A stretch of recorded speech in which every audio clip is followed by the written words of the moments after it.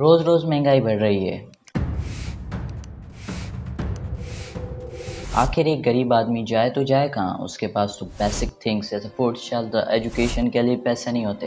اتنی زیادہ مہنگائی کیوں ہو رہی ہے؟ اور آخر یہ پیسے جا کہاں رہے ہیں؟ جب ہمارے کنٹریز کے پاس ضروری خرچے پورے کرنے کے لیے پیسے نہیں ہوتے، جب ایک ملک کے ٹریڈ ڈیفیسٹ بڑھتے ہیں یعنی امپورٹس زیادہ اور ایکسپورٹس کم ہوتے ہیں، تو فورن ریزروز تیزی سے گرنے لگتے ہیں۔ نیچرل ڈیزاسٹرز، جنگ یا پولیٹیکل انسٹیبلٹی کی وجہ سے بھی اکنامک کرائسس ہوتے ہیں۔ اس وجہ سے ملک کو اپنی کرنسی اسٹیبلائز کرنے، قرضہ چکانے اور اسینشیل امپورٹس جیسے پیٹرول، فوڈ اور میڈیسنز فائنانس کرنے کے لیے IMF اور ورلڈ بینک سے لون لینا پڑتا ہے۔ بٹ یہ لون نہیں، ایک ٹریپ ہے۔ پاکستان میں غربت کی شرح بڑھنے لگی۔ کتنے لوگ غربت کے قابل؟ پاکستان کی 39.8 بتایا گیا ہے کہ دنیا کے لوور مڈل آمدن والے ممالک کے لیے 4.2 سے، جس میں اب اضافہ کر دیا گیا ہے۔ اس کے نتیجے میں پاکستان طرح کی آبادی کے مطابق مرتب کیے گئے ہیں۔ تمہاری کے مطابق پاکستان کی مجموعی آبادی 20 کروڑ۔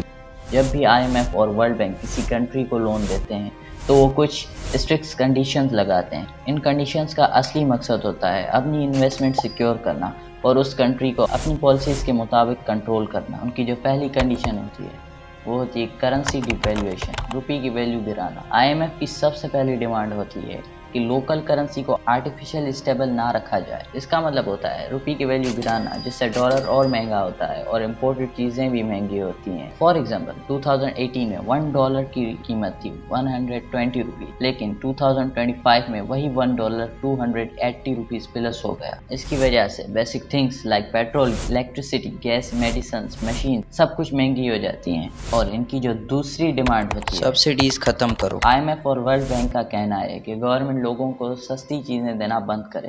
سبسڈیز کا مطلب ہوتا ہے گورنمنٹ کسی چیز کی اصل کوسٹ کا کچھ حصہ اپنی طرف سے پے کرتی ہے تاکہ لوگوں کے لیے وہ سستی ہو۔ IMF کا کہنا ہے الیکٹریسٹی، گیس اور پیٹرول پر سبسڈی ختم کرو۔ عام لوگوں کو گورنمنٹ سے کوئی ریلیف نہ ملے، مارکیٹ پرائسز فری ہوں، جتنی مہنگائی ہو لوگ بھگتیں۔ IMF کی تیسری ڈیمانڈ ہوتی ہے ٹیکس کلیکشن بڑھاؤ، لیکن پرابلم یہ ہے کہ پاکستان جیسے ملک میں already tax paying middle class لوگوں پر بوجھ بن جاتا ہے، جبکہ ایلیٹس ٹیکس دینے سے بچ جاتے ہیں۔ IMF کی شرطیں ہی ہوتی ہیں increase in general sales tax GST، جو ہر چیز کو مہنگا کر دیتا ہے۔ پیٹرول لیوی ٹیکس 60 روپے سے 80 روپے پر لیٹر بڑھے۔ کمپنیز پر زیادہ ٹیکسز لگاؤ جس سے بزنسز اور جابز دونوں کم ہوں۔ IMF کی ان کڑی شرطوں سے انفلیشن اور ان ایمپلائمنٹ دونوں بڑھ جاتی ہیں اور عام آدمی کی زندگی مشکل ہو جاتی ہے۔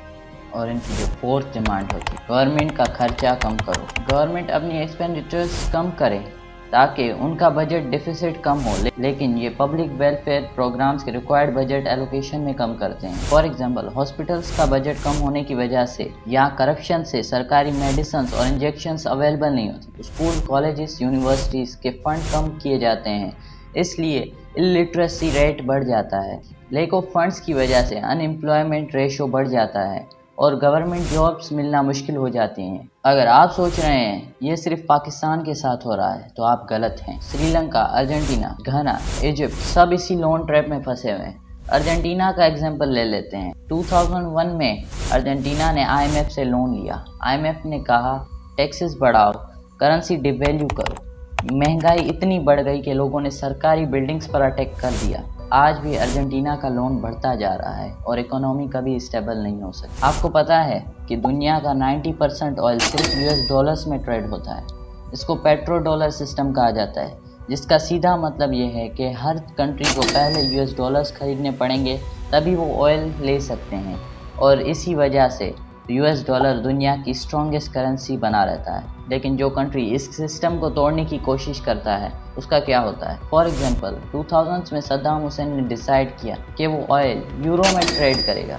2003 میں US نے عراق پر اٹیک کر دیا اور صدام حسین کو ریموو کر دیا۔ وار کا ایک reason weapons of mass destruction بتایا جاتا ہے جو کبھی ملے ہی نہیں۔ تو دیکھا آپ نے، جو کنٹری ان کی ڈیمانڈز کے خلاف جاتا ہے اس کا یہی انجام ہوتا ہے۔ اب سوچنے والی بات یہ ہے کہ آخر اس اسٹیپ سے نکلا کیسے جائے؟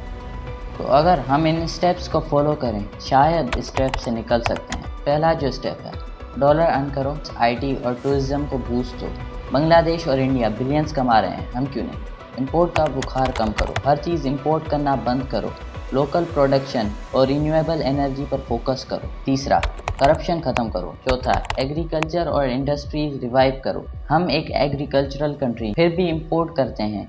فارمرز اور انڈسٹریز کو سپورٹ کرو. پانچواں, پولیٹیکل اسٹیبلٹی ضروری ہے. ہر نئی گورنمنٹ نئے IMF ڈیلز کرتی ہے. اسٹیبل اور لانگ ٹرم پالیسیز کے بنا کچھ بھی نہیں بدلے گا. گاڈ نے ہمارے پاکستان کو ہر چیز سے مالا مال کیا ہے. ہمیں صرف ایک چیز کی ضرورت ہے, وہ ہے آنیسٹی, ایمانداری.